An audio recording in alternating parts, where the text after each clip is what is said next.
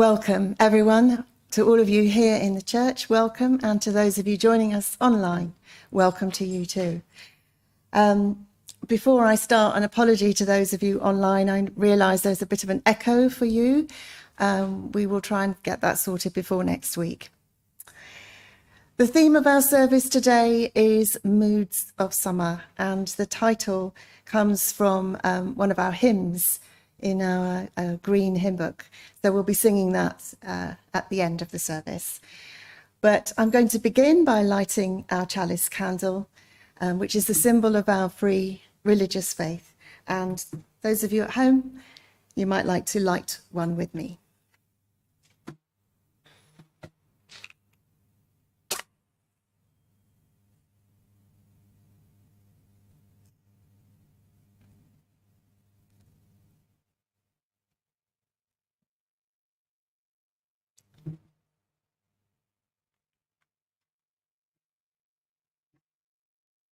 And the words come from Ellen Hamilton. In faith together, we light this small scrap of light, symbol of the sun's enormous power, whose energy burns so brightly in these days of deep summer, catapulting the leaves and vines, vegetables, flowers, and fruits to astonishing size, lengths, and heights, spilling over the tops of cages, walls, and trellises, delighting and nourishing all beings. We bask in the warmth and the heat of these days, with lightened hearts and quickened senses, in gratitude and in faith.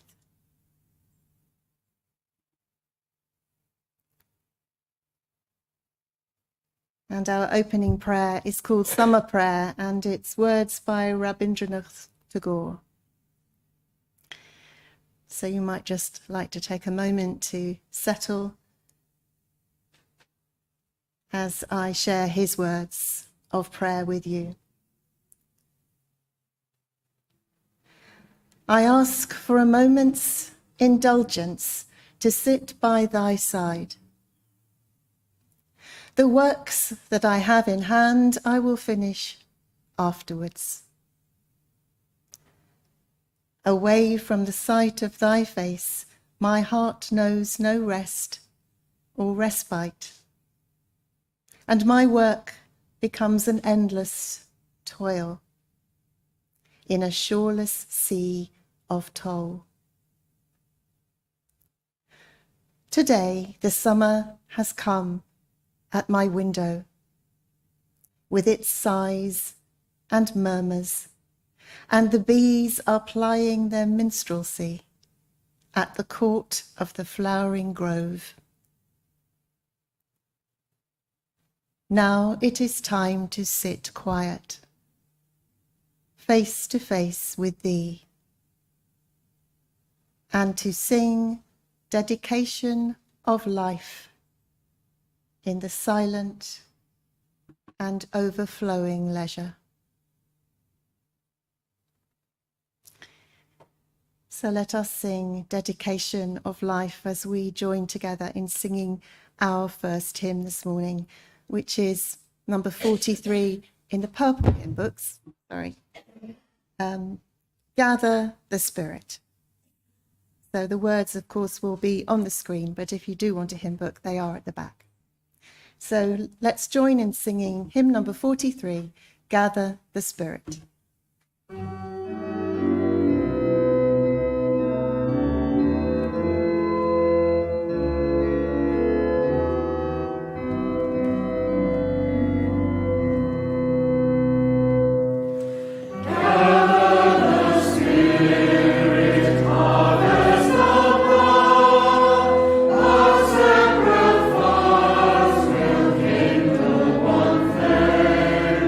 Witness the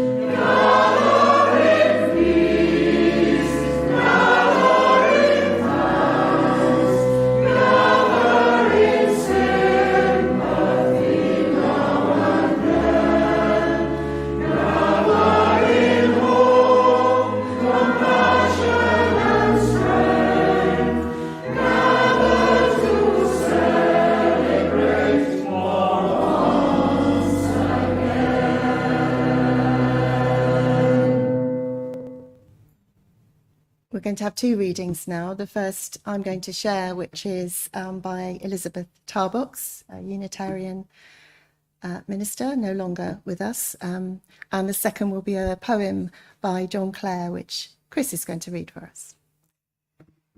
So the story by Elizabeth Tarbox is called Ghost in the Orchard, and it's the recollection of times from her childhood. When I was little, there was an orchard in my life. It belonged to a great aunt of mine, Auntie Carrie. She was tiny. Even when I was 10, I stood head and shoulders above her and looked down on the dainty embroidered cap she wore. She dressed in clothes that reached her ankles and wore narrow black shoes. She lived in a battered-looking cottage which leaked and sagged and smelled of decay. It was a converted summer house in a land not acclaimed for its summers.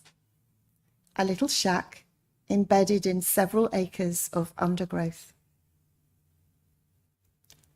Auntie Carrie was dear to me and loved me and my sister. She understood what magic the orchard held and didn't complain that our visits were short to her in order for our playtime in the orchard to be long. There were apple trees, all higgledy-piggledy, maybe 20 of them, shooting up from the grass that grew 3 feet tall. Which sounds a lot like my allotment. I suppose the trees had been planted in straight lines, but apple trees know nothing of geometry, and by then they were gloriously disarranged. Their branches going first one way and then the other, exploring, exploding out and up. Each of us had a special tree. My sister, our friend Bonnie, and me, and various other kids we used to invite over. The name of my tree was Beauty of Bath. Her apples were small, hard and sweet, and had a tough yellowish-orange skin. No one tended the apple trees or any of the fruit that grew in Auntie Carrie's garden. The tree blossomed each year, bore their fruit and dropped them. No one except us kids harvested any of it. I knew that my mother had lived there with Auntie Carrie before my folks married, and that was the reason why my father never came over. But in those days, I knew my mother the way I knew Florence Nightingale or Queen Victoria, as someone important who had lived a long time ago. To me, the apple orchard was anything and everything I wanted it to be. Adventures on long summer afternoons with my sister and our friends. That apple orchard was there for all those everlasting years of childhood until Auntie Carrie moved to a nursing home when I was 14. She died two years later, and she left the property in her will to me and my sister, but we were not consulted about its disposition. People more knowledgeable about such things sold it for us and put the money in a savings account. Selling that orchard seems like a betrayal now. The apple trees meant more to us than the money ever did. But it's okay. The real value of the place cannot be sold. That's why I got such a pang this morning as I cycled past a little bit of unkempt grass with some apple trees growing on it a mile or two from my home. I hope that apple orchard has a child in its life.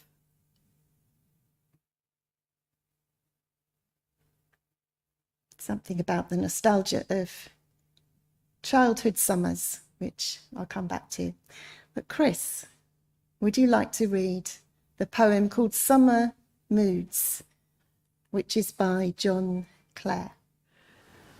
I love at eventide to walk alone down narrow lanes o'erhung with dewy soil, where from the long grass underneath the snail, jet black, peeps out and sprouts his timid horn. I love to muse o'er meadows newly mown, where withering grass perfumes the sultry air, where bees search round with sad and weary drone, in vain for flowers that blew but newly there. While in the juicy corn the hidden quail cries, "Wet my foot," and hid as thoughts unborn, the fairy-like and seldom see landrail utters "crake, crake," like voices underground. Right glad to meet the evening dewy veil, and see the light fade into rooms around. Thank you, Chris. Our second hymn is number 148, again in the Purple Book. It's called Spirit of Life. It's always, I think, it's one of my favourites. I don't seem to have chosen it for a while. Maybe other people have. We sing it twice because it's essentially just one verse, and so we sing it twice. So that's number 148, Spirit of Life.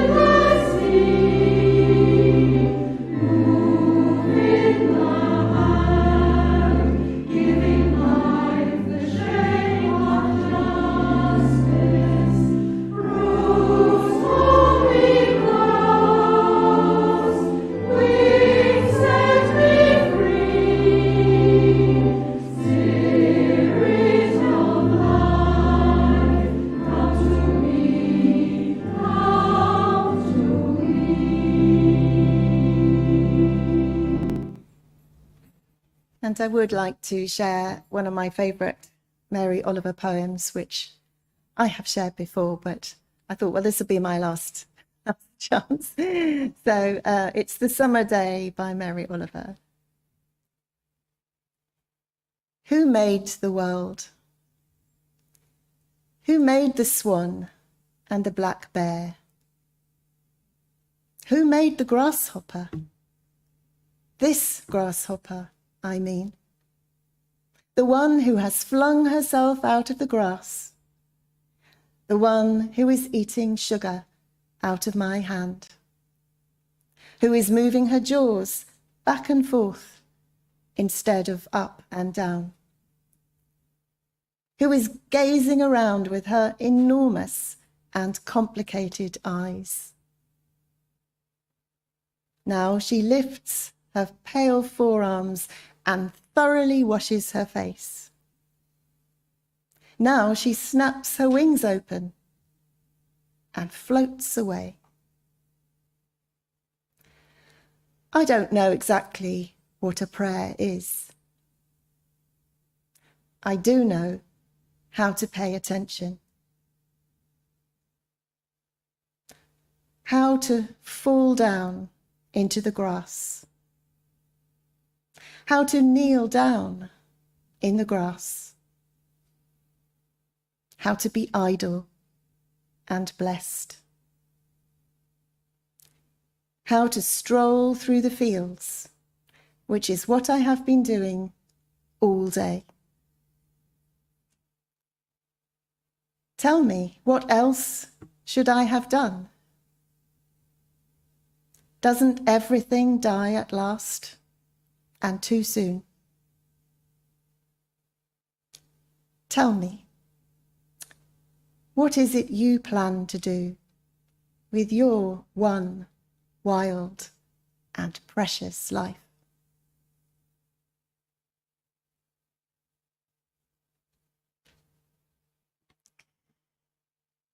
Let's come to a time of reflection.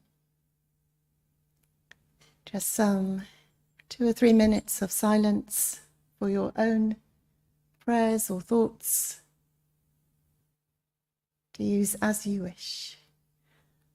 And then we'll have some reflective music.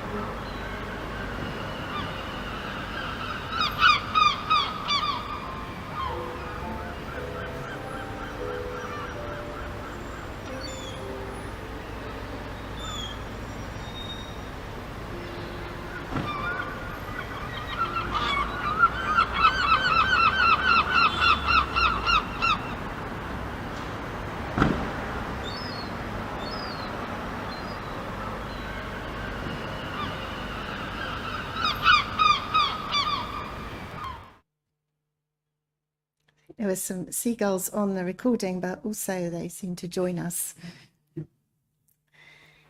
So the first feeling, I think, that I associate with summer is a kind of poignancy. Memories of so many summers long gone.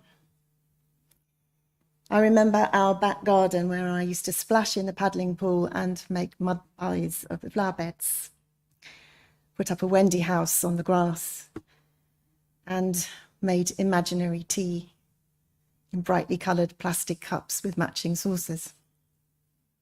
And imaginary guests, I think. There was a bright yellow laburnum tree before we discovered it was poisonous and had to have it taken down. There were my father's apple trees, which he brought with great excitement, but never bore any fruit. And my mother's famous, very colourful herbaceous borders. There were a few, but memorable, really hot summers. Many long and golden lit evenings.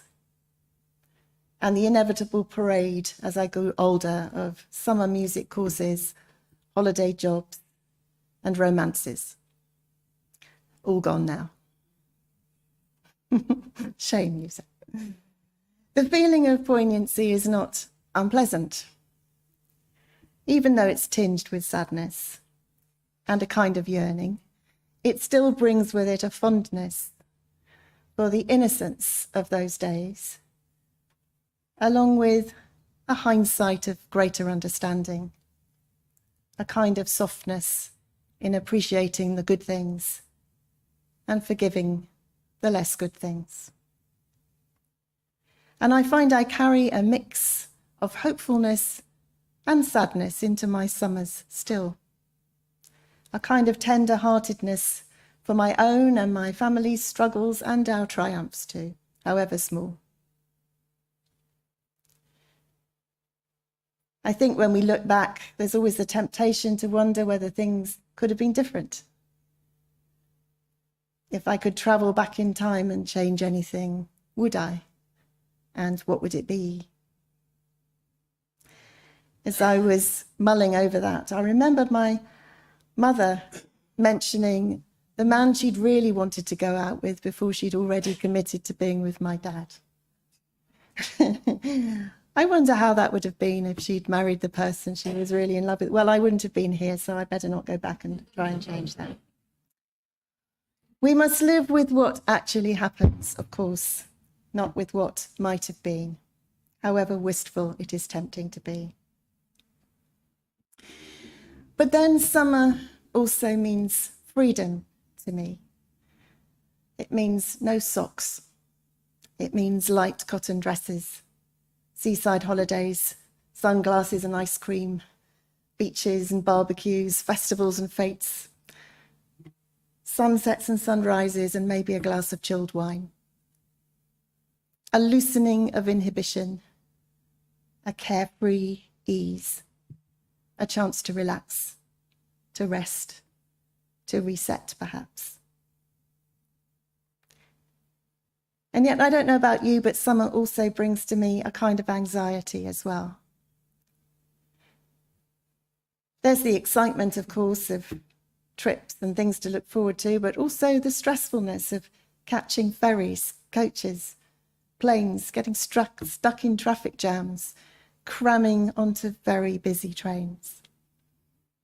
And all the while feeling somehow that maybe it's slipping by and wondering whether I'm really making the most of it. The summer often anticipated for so long and also gone before we know it. But above all, this season, I think, does offer opportunities for transcendence, for transformation, for experiences that can change us forever.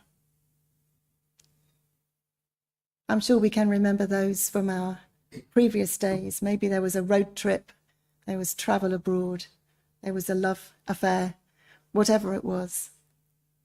And maybe there are still adventures to be had. I hope so. And there are just small moments too that shift us. There are moments of stillness in high summer, which I feel I don't experience at other times of the year.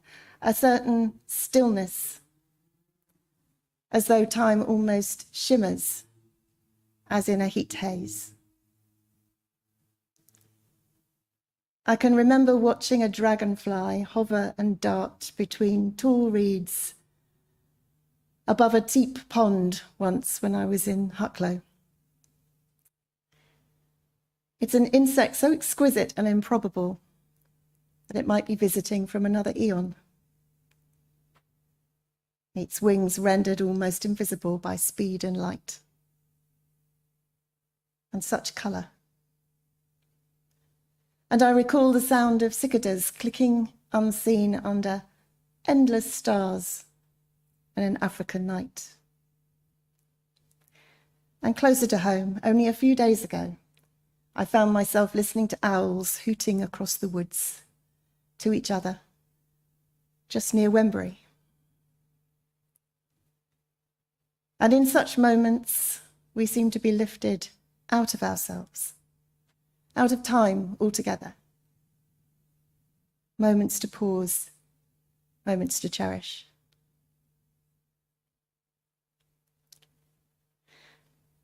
Some would say that the spiritual life is a long process of learning to let go.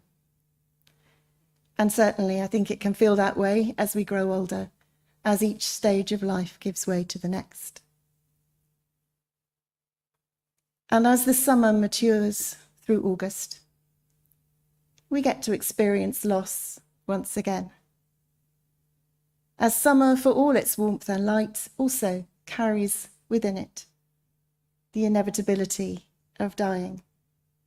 We were only saying earlier how we're noticing the flowers beginning to fade, many of them.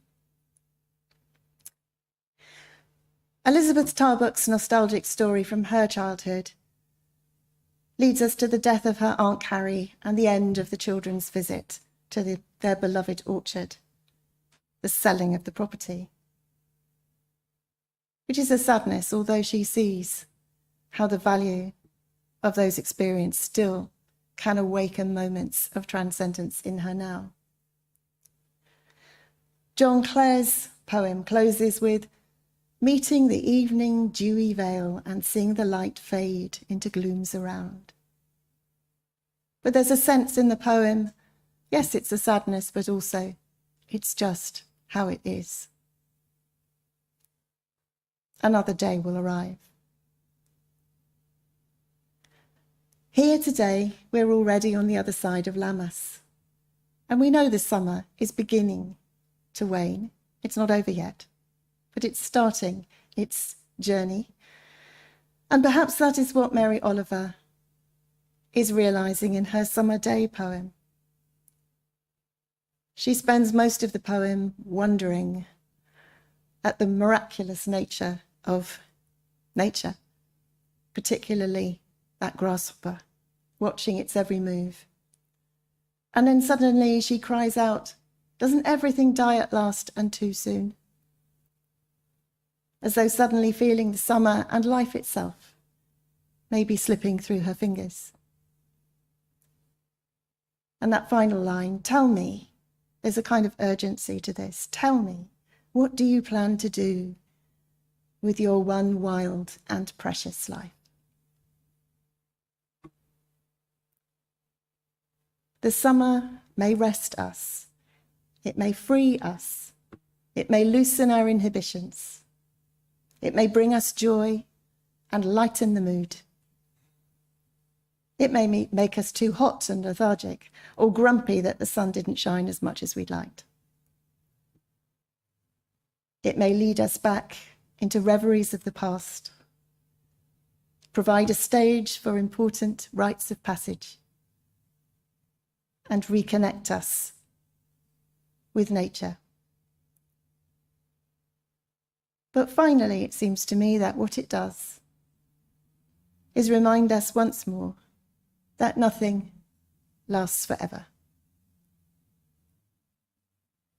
Appreciate it while you can. And that's exactly as it should be and must be. And our challenge, as always, is to embrace each summer, each day, each moment as best we can to the full. And then to simply let it go.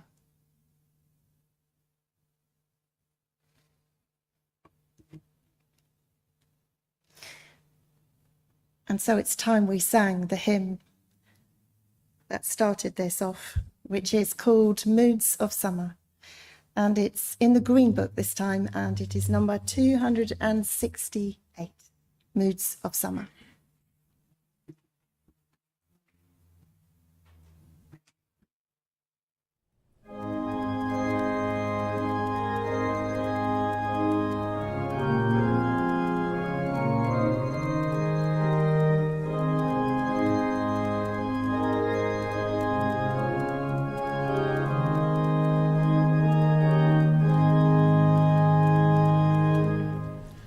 When the summer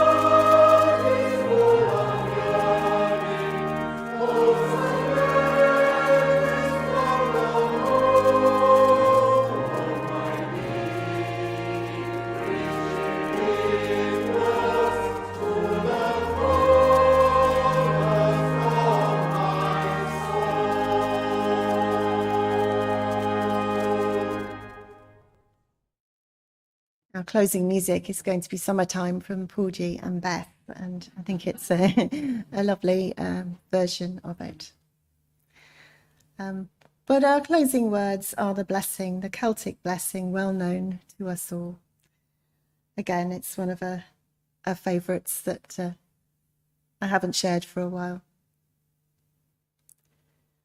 May the road rise to meet you.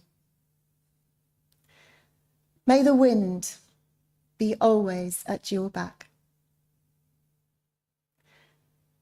May the sun shine warm upon your face. May the rain fall softly on your fields. And until we meet again, may God hold you in the hollow of her hand.